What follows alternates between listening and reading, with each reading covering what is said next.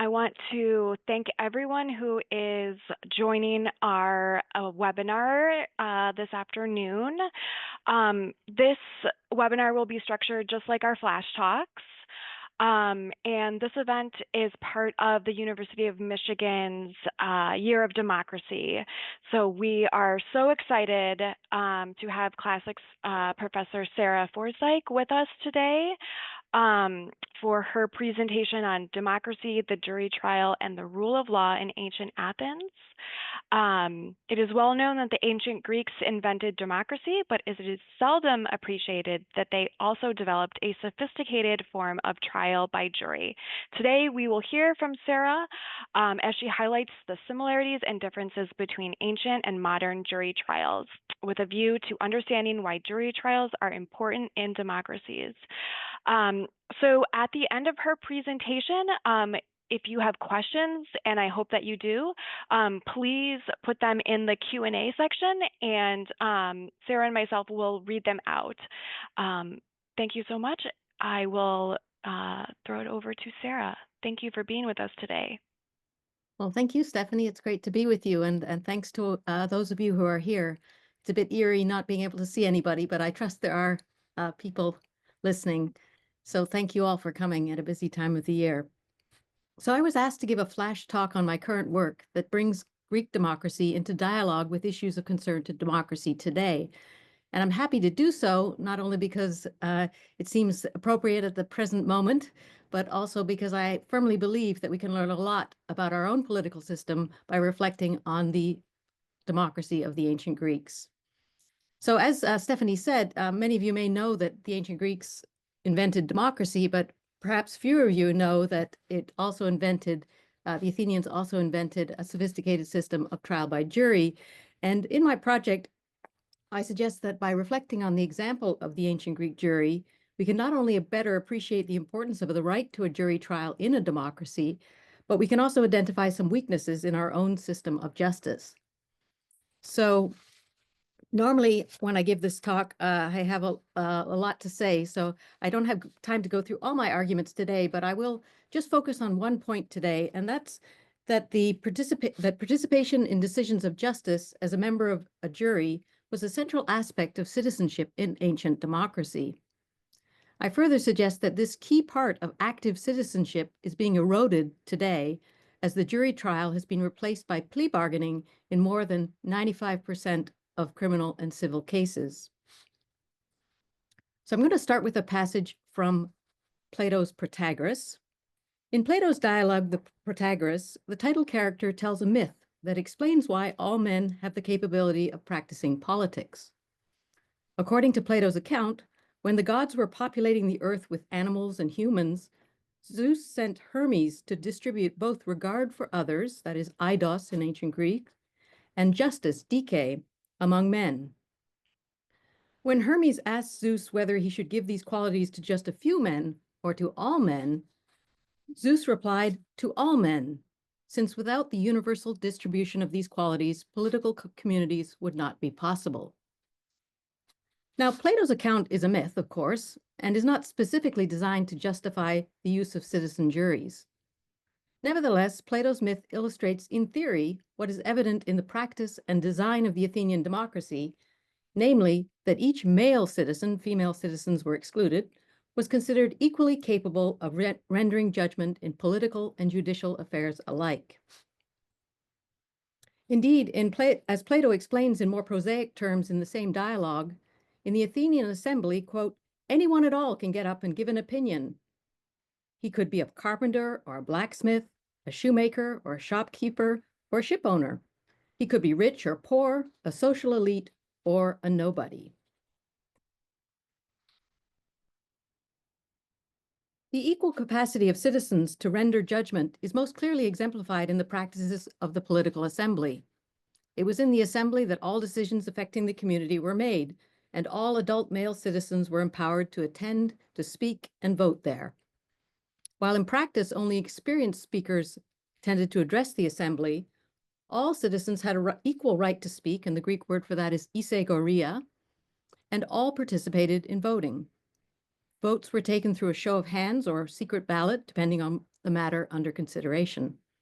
A simple majority determined the outcome, and the decision of the assembly was authoritative, and each citizen's vote was accorded equal weight. The random selection of citizens to staff various public offices also vividly illustrates the principle that all citizens have an equal capacity to render judgment. The most important of these offices were the 9 officials known as archons, the Council of 500, and the 6,000 jurors. Ordinary citizens selected to serve in these offices would have exercised decision-making capacities on various political and legal questions. The important point about all these annual offices is that they were filled through a process of random selection that treated each citizen as equally capable of rendering judgment and equally capable of performing the vital functions of government, whether as archons, as counselors, or as jurors.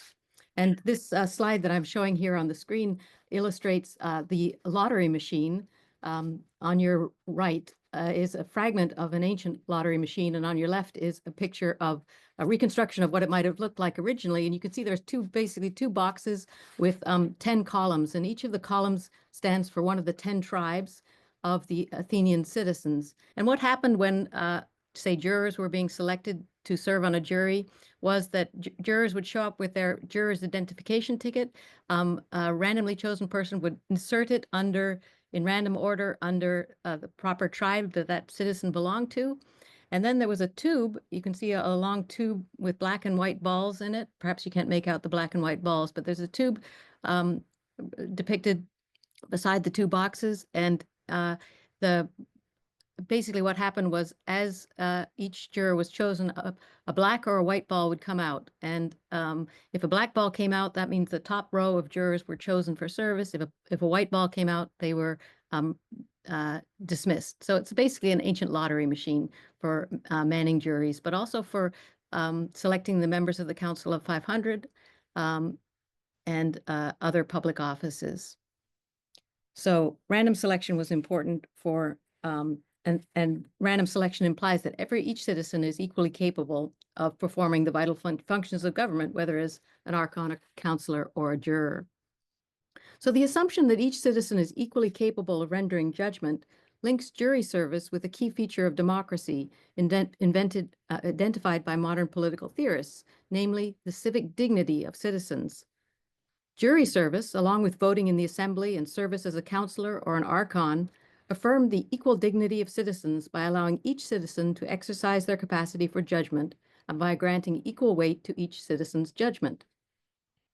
As Melissa Schwartzberg and Josiah Ober have argued, once this equal capacity is acknowledged, citizens acquire an interest in exercising this capacity in order to be recognized as fully enfranchised citizens in the democracy. That is to say that an individual's right to serve as a juror or as an archon or counselor becomes a fundamental expression of their citizenship in the democracy. This theoretical argument lies behind the historical relationship between democracy and the jury in ancient Athens. It explains why jury service was a necessary part of democratic citizenship. Put more bluntly, the argument posits that jury service has intrinsic value for citizens of a democracy. It is not solely valuable for its instrumental role in securing a just outcome. Such a judgment is implicit in Aristotle's definition of a citizen as one who has a share in political and judicial decision-making, a definition that he regards as particularly appropriate to a citizen of a democracy.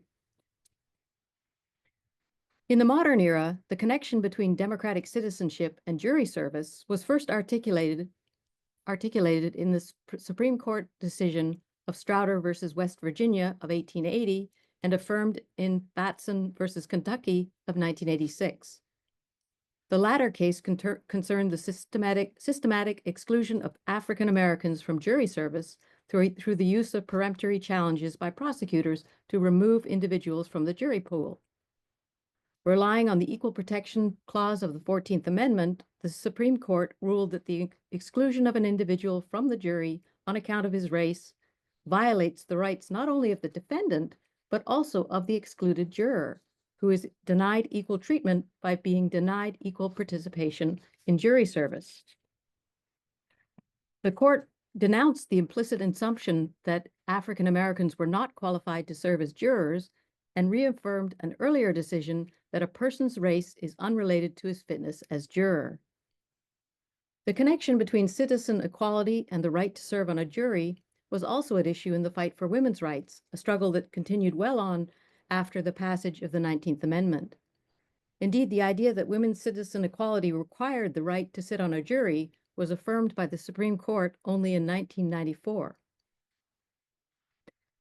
The court's reasoning in these cases is a modern articulation of the Athenian belief that the equal dignity of citizens in a democracy rests in part on their being recognized as equally capable of rendering judgment in judicial contexts. As I've just argued, participation on the jury was a critical part of citizenship in the Athenian democracy, and the power of the people in the Athenian democracy rested in part on their power to determine questions of justice. As in Batson, the exclusion of any part of the citizenry from participation in jury service, therefore, was an assault on political equality.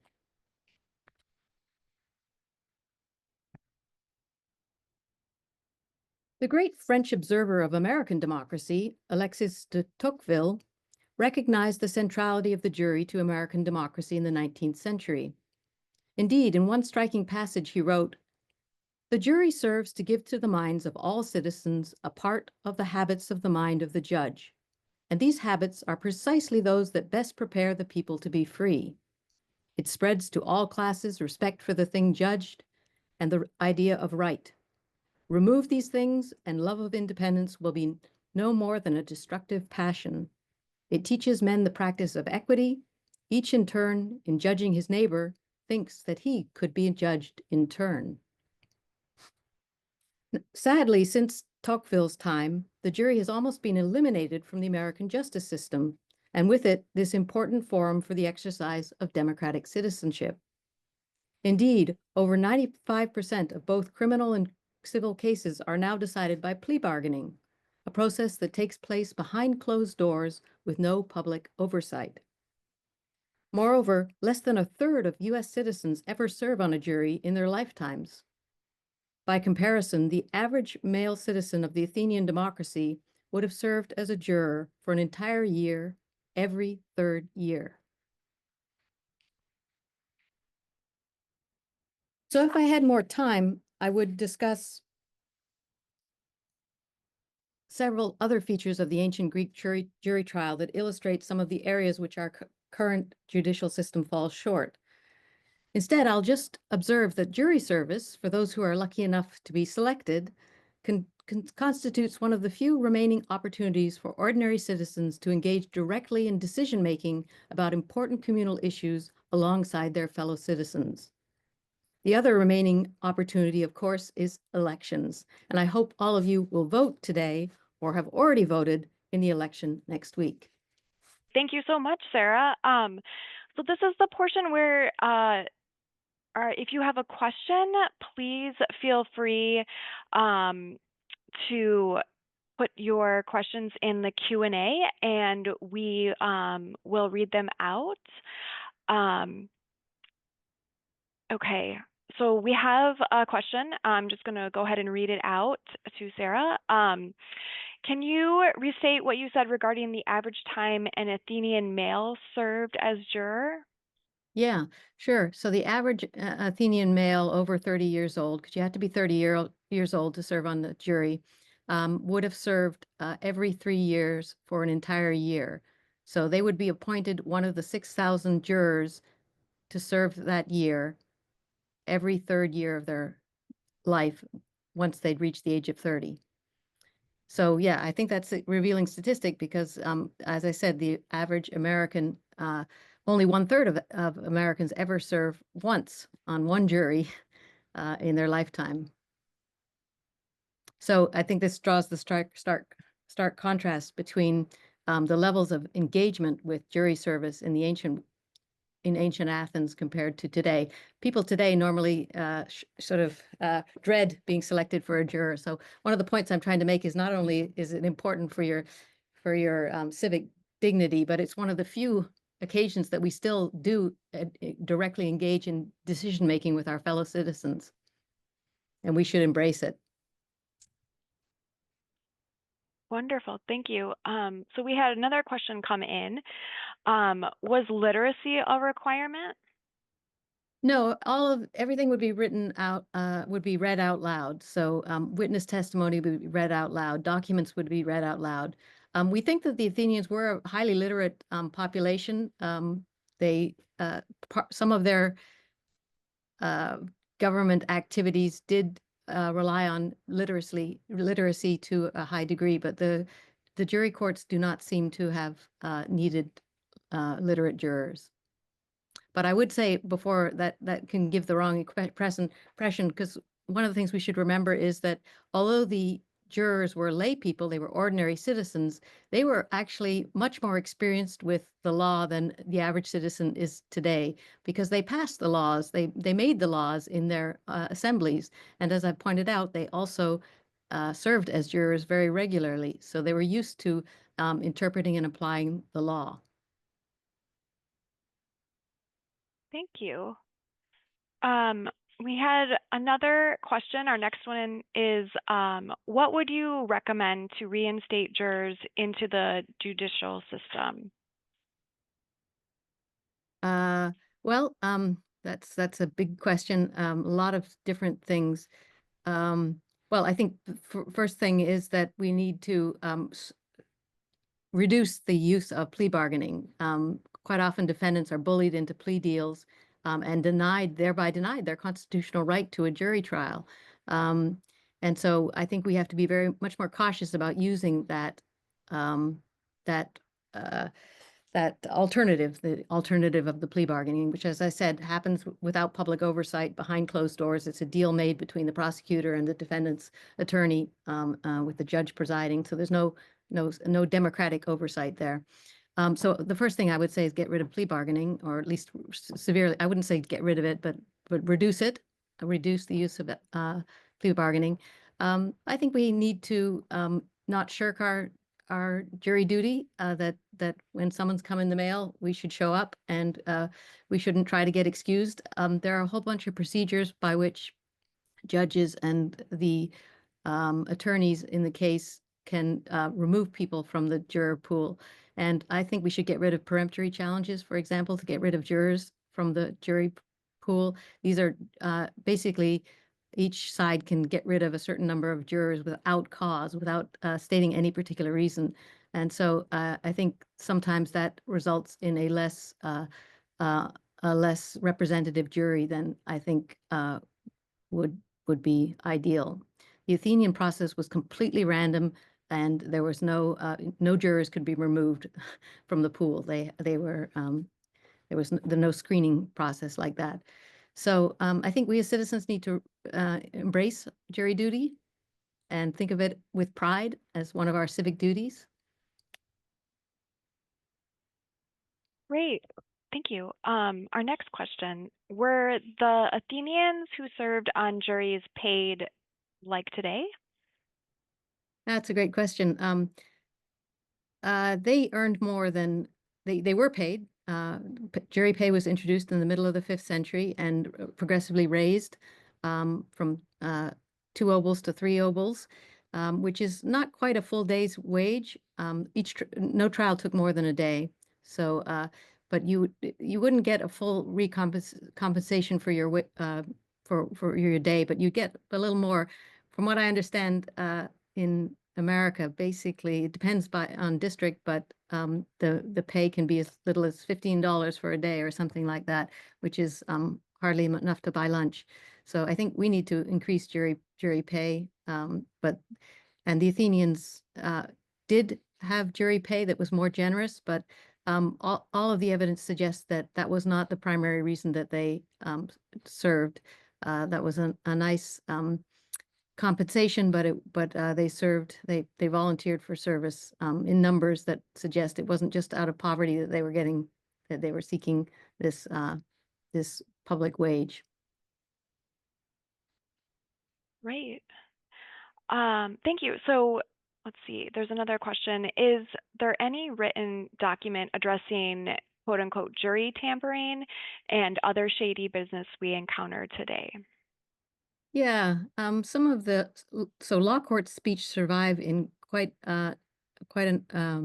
large numbers, and not nearly as many were actually given, but we do have a number of law court speeches, and they refer to sort of some shenanigans, attempts to bribe juries, and so forth. I think these are kind of uh, sort of accusations that are thrown out that don't necessarily represent the reality because juries were huge by modern standards. This is an aspect that I would have talked about if I had more time.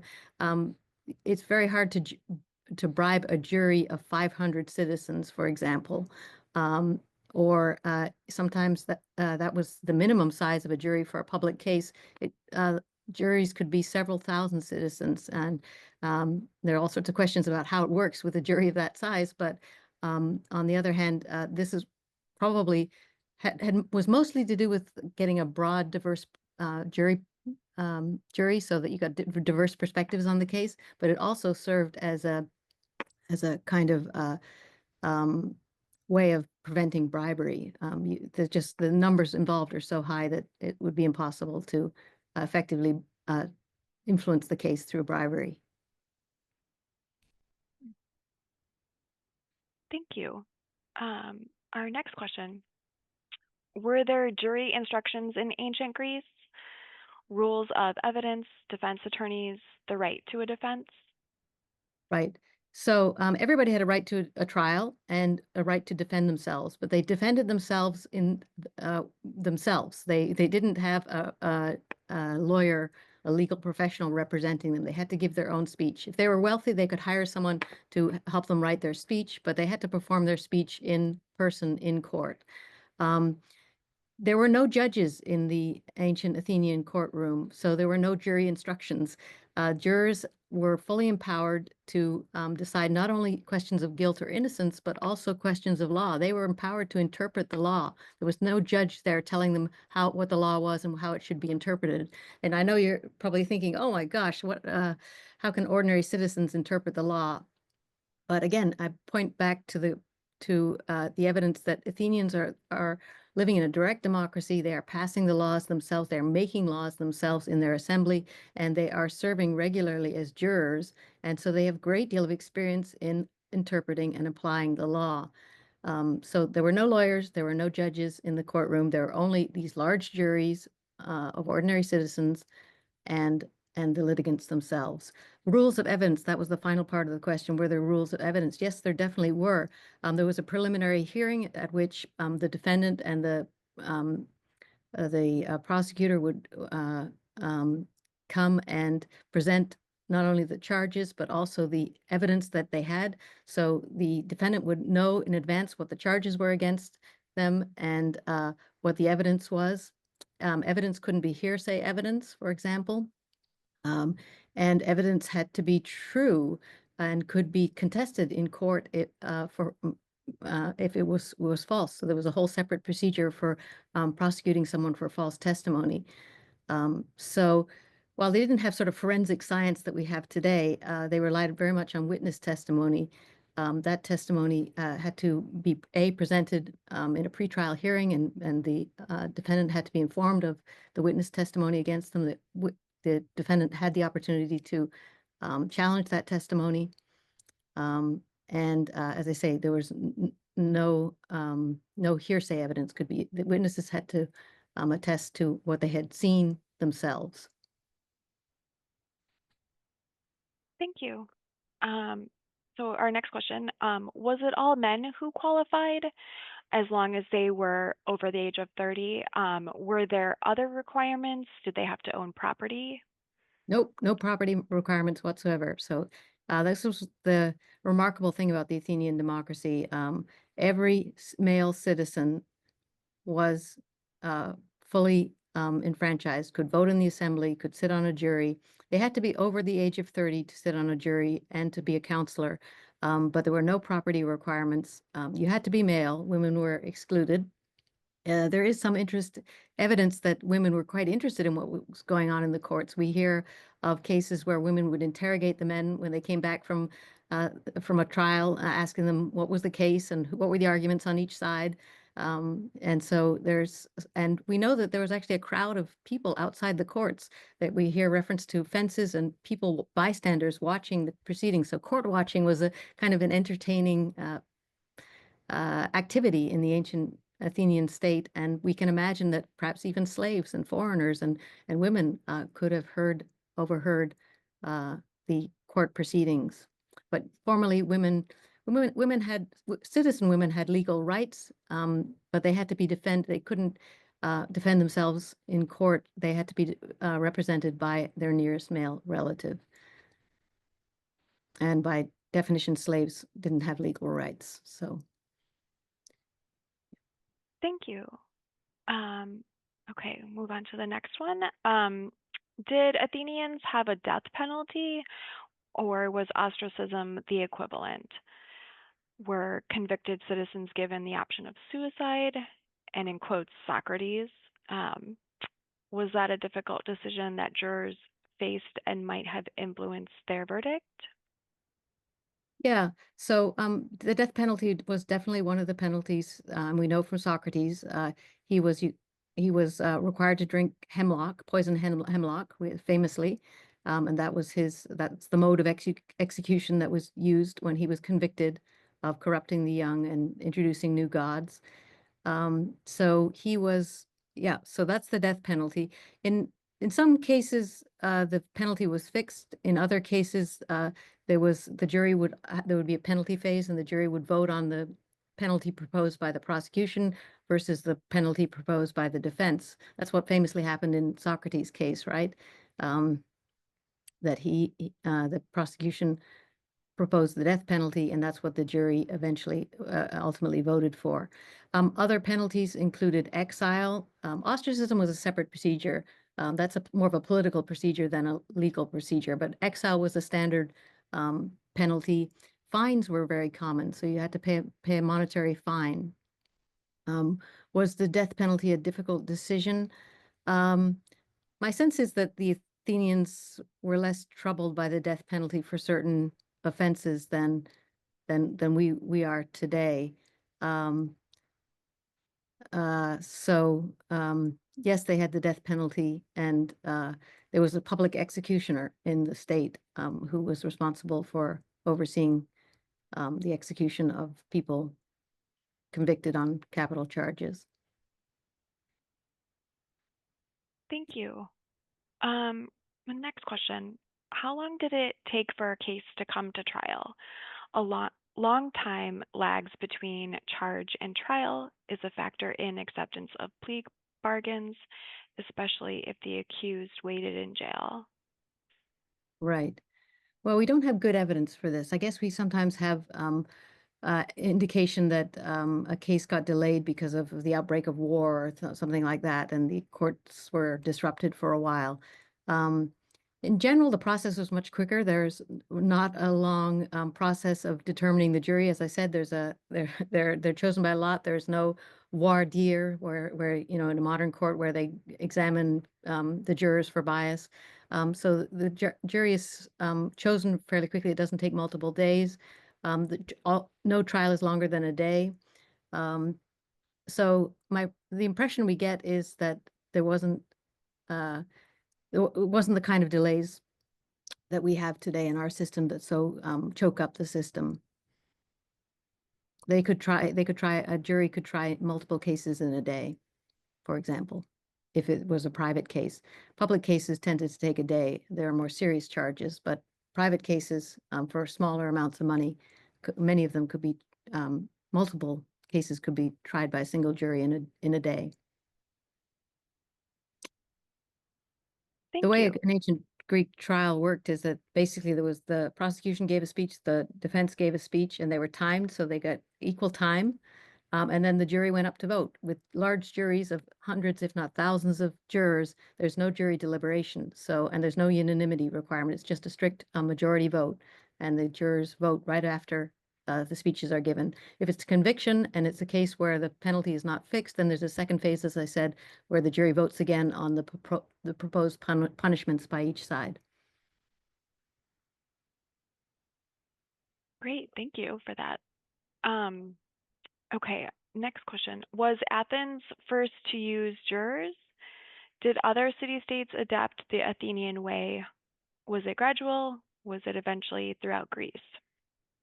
Yeah, the Athenian system seems to be fairly distinctive. The problem is we just don't have very good evidence for the legal systems of other Greek city-states, either before the Athenian democracy or after. So so we just don't have enough information, but it does seem as though the Athenians were distinctive with their democracy and their jury courts. And one of the reasons we think this is because the comic poets made a lot of fun of the Athenians and their love for sitting on juries. One comic play, for example, a character is looking at a map of Greece, and one character points to a dot and says, "Oh, there's Athens," and the other character says, "Well, that can't be Athens. I don't see the jurors."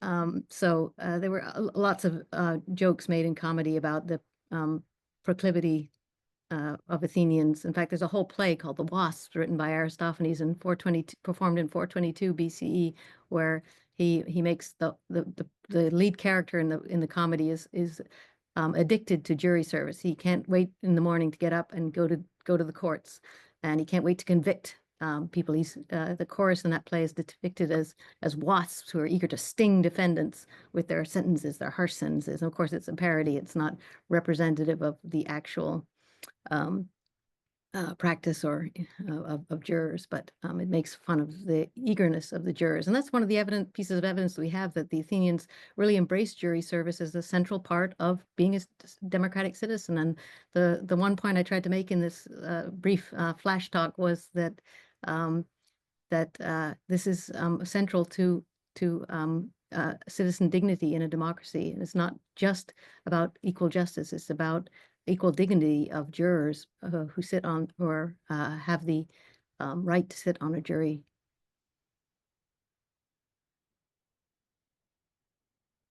Great. So if the juror was unable to serve the entire year, were they replaced or the slot remained open for the rest of the year? Yeah, so what happened was there were 6,000 jurors impaneled for the year, and on any given day when the courts were meeting, which was approximately about 200 days each year, jurors could present themselves to serve on a jury.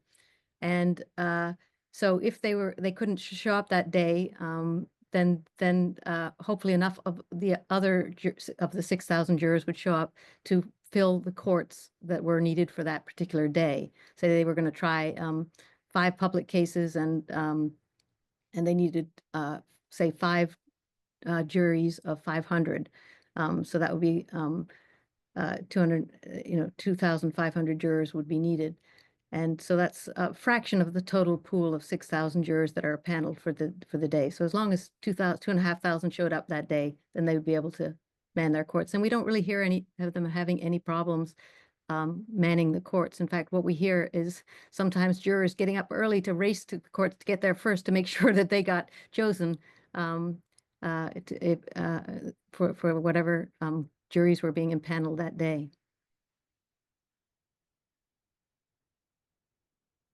Great, thank you so much. We have another question. Did the military have any role in citizen trials? No. Cases were tried before popular courts. There were no separate military tribunals. And were trials exclusively following someone discovered to have broken a law, or were the trials similar to today when one citizen sues another, for example? For damages? Yeah, I'm guessing, yeah. yeah. You can sue for damages. They don't exactly have the same division between criminal and civil cases that we have, but they do have a distinction between private and public cases. And private cases for damages would be private cases. And it wouldn't necessarily be having broken an explicit law. The other interesting thing about the jurors is that they were required to swear an oath when they undertook jury service. When they were impaneled, the 6,000 were paneled each year. They swore swore an oath. And one of the interesting things about the oath is they swear to decide cases according to the law, but if in the case that there's no law covering a particular act, then they are swear to use their most just judgment. So they recognize that there isn't a law covering everything, or that the laws need to be interpreted in order to apply them to particular circumstances. And jurors are able to use their own judgment about what is just in those cases. Hmm, thank you. It looks like we have one more. Did defendants await trial in jail? Um, Not typically. Typically, they were issued a charge. They're charged. One citizen. It's all privately done. So one citizen would issue a plaint against another citizen, and then they would be required to show up for a preliminary hearing on a certain day, and then show up for the trial. If it goes to trial, show up for a particular date of the trial. So they would be free up until that point, and they could go off into exile and just escape if they thought they were going to be convicted. And we know of a number of cases where people decided not to take risk the trial and just to leave the state instead of showing up for their trial.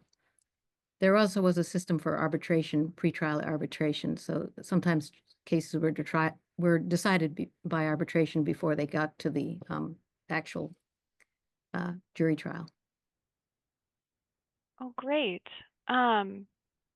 Well, Sara, I just want to thank you so much for answering all of these questions today and for your presentation. Um, You're I think, welcome, and sorry for the screw up with the slides. oh, that's okay. Thank you all to who have attended today. We really appreciate your participation. And I just want to thank Sara again for this wonderful presentation ahead of tomorrow's election. Um, thank you so much, Sara. And if you are looking for future events with the Kelsey Museum, please view our website and our YouTube channel for recorded flash talks. And that's in the chat. Thank you so much, everyone. Have a Thank you, great rest of your Stephanie. day. Thank you, everybody.